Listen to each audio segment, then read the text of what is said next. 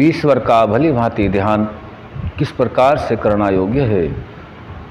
ईश्वर की वाणी वेदानुकूल ऋषियों के मतानुकूल महर्षि दयानंद सरस्वती जी ने जो वैदिक संध्या का माध्यम दिया है, वह बहुत ही उत्तम साधन प्राणी के कल्याण के लिए दे रखा है।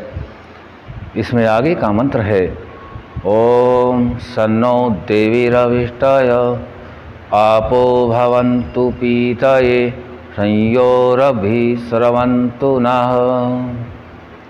ओम परमपिता परमात्मा का मुख्य नाम है।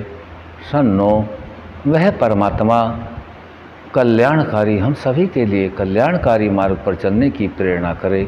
देवी रविष्टय, जो दिव्य गुणों से युक्त है, वह हम सभी को अभिष्ट सिद्धि प्राप्त करने की प्रेरणा करे। आप भवन्तु, आप है जो सर्वव्यापक परमेश्वर है। जैसे जल सर्वत्र विद्यमान है, अर्णव आदि के रूप में विद्यमान है, वैसे ही परमात्मा आप है भवन्तु पीतये, हमारे लिए मोक्ष सुख का साधन, हमें सभी को प्रेरणा करे, ज्ञान प्राप्ति कराए। पीतये संयोरभिस्रवन्तु नः, वह परमात्मा जो हम सभी के अति निकट है, न तो परमात्मा से समय की दूरी है, न ही परमात्मा से स्थान की दूरी है।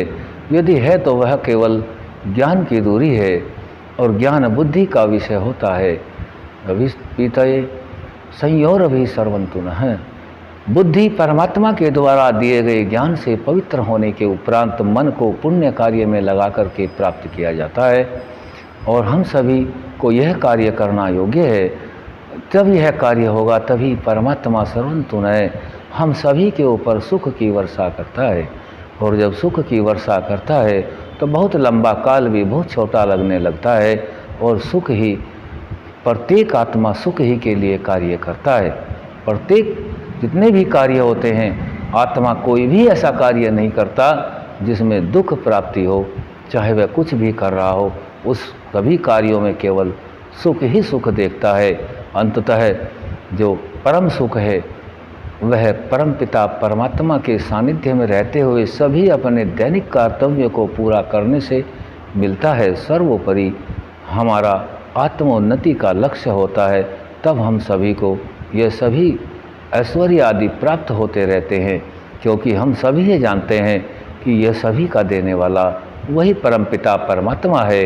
हम सभी तो केवल इसका भोग करते हैं, प्राप्त करते हैं। फिर शरीर और आत्मा का वियोग होता है, फिर जन्म हुआ तो फिर प्राप्त करते हैं, क्योंकि रचने वाला, सर्च करने वाला तो वही परमपिता परमात्मा है। सबके ऊपर सुख की वर्षा करता है। इस मंत्र को भी सूक्ष्मता से जाना।